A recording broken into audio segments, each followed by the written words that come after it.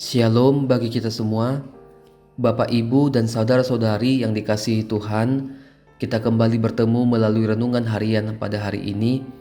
Oleh sebab itu, marilah kita mempersiapkan hati kita untuk menerima firman Tuhan. Kita berdoa. Kasih karunia menyertai kamu dan damai sejahtera dari Allah, Bapa kita dan dari Tuhan Yesus Kristus. Amin. Saudara-saudari yang dikasihi Tuhan Yesus, semoga kita semua yang mendengarkan renungan harian ini dalam keadaan sehat selalu. Firman Tuhan bagi kita pada hari ini sesuai ayat harian di Almanak HKBP tertulis di Kolose pasal 3 ayatnya yang ke-12. Saya akan bacakan bagi kita demikian. Karena itu, sebagai orang-orang pilihan Allah yang dikuduskan dan dikasihinya, kenakanlah belas kasihan, kemurahan, kerendahan hati, kelemah lembutan, dan kesabaran. Demikianlah pembacaan firman Tuhan. Saudara-saudari yang dikasihi Tuhan, nats renungan pada hari ini mau mengingatkan bahwa kita semua adalah orang-orang pilihan Allah yang dikuduskan dan dikasihi Allah. Allah telah menebus kita dari kematian akibat dosa melalui anaknya Yesus Kristus, sehingga kita menjadi pewaris kerajaan sorga. Oleh sebab itu, kita orang-orang percaya adalah umat pilihan Allah yang sudah menjadi manusia yang baru. Kalau dikatakan menjadi manusia yang baru berarti kita sudah meninggalkan manusia yang lama.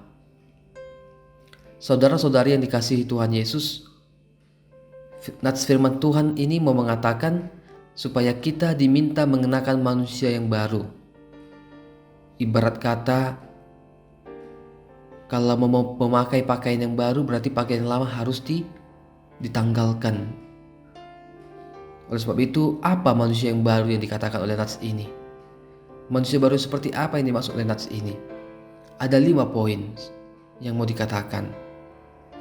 Saudara-saudari yang dikasihi Tuhan, mari sebagai manusia yang baru, kita tunjukkanlah manusia baru itu di tengah-tengah keluarga, rumah tangga, lingkungan, tempat tinggal kita, tempat pekerjaan, sekolah, kampus, pemerintahan, gereja. Manusia yang baru berarti yang pertama melakukan kasih, hidup dalam berbelas kasihan. Namun bukan hanya kata-kata saja, tetapi dengan perbuatan, tindakan nyata. Sebab Allah telah terlebih dahulu mengasihi kita. Tidak mungkin kita dapat saling mengasihi, tidak mungkin kita dapat melakukan kasih kalau kita menyimpan kebencian dan dendam kepedihan. Maka manusia yang baru, dia akan membuang kebencian, kepedihan dari hatinya, dari dalam hidupnya. Kalau kita sudah saling membuang kepedihan itu, maka kita mampu saling mengasihi, saling mengampuni, saling memaafkan. Dan yang kedua, kemurahan hati. Tuhan Yesus bersabda di Lukas 6 ayat 36, "Hendaklah kamu murah hati sama seperti Bapamu murah hati." Hidup murah hati atau hidup dalam kemurahan artinya mau membuka hati kita dan siap sedia menolong orang-orang yang membutuhkan kehadiran atau bantuan kita.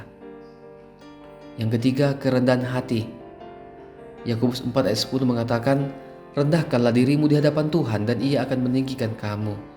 Artinya, manusia baru berarti dia tidak perlu menyombongkan diri akan jabatan, pekerjaan, harta, kepintaran, atau apapun yang ia miliki. Manusia baru artinya rendah hati. Allah tidak ingin kita menjadi batu sandungan bagi orang lain karena apapun yang kita miliki. Keempat, kelemah lembutan.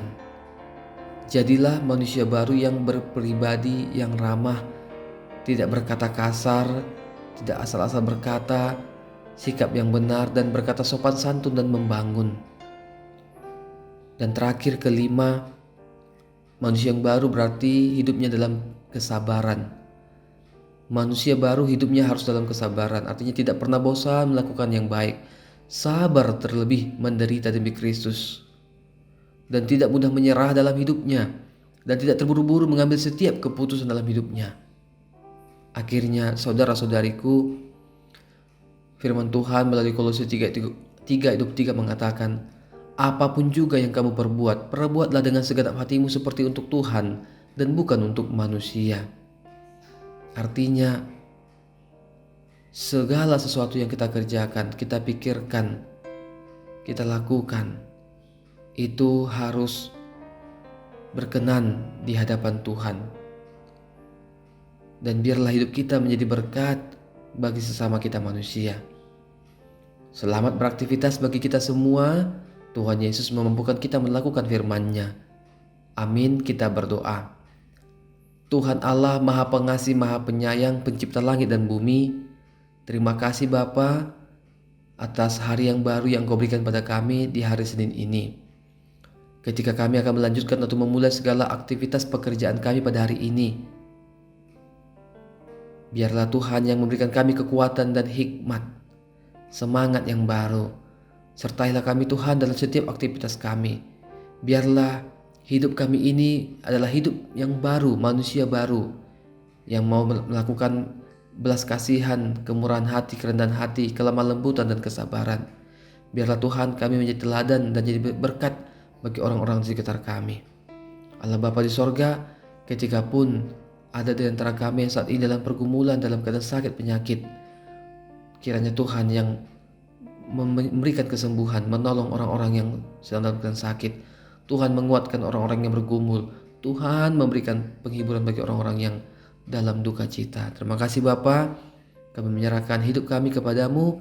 Kami menyerahkan gerejamu kepadamu Bapa. Ampuni kami Bapa atas segala dosa kami. Inilah doa permohonan kami Bapa. Terimalah di dalam putramu Yesus Kristus, Tuhan dan Juru Selamat kami. Amin. Kasih karunia Tuhan Yesus Kristus dan kasih Allah dan persekutuan Roh Kudus kiranya menyertai kamu sekalian. Amin.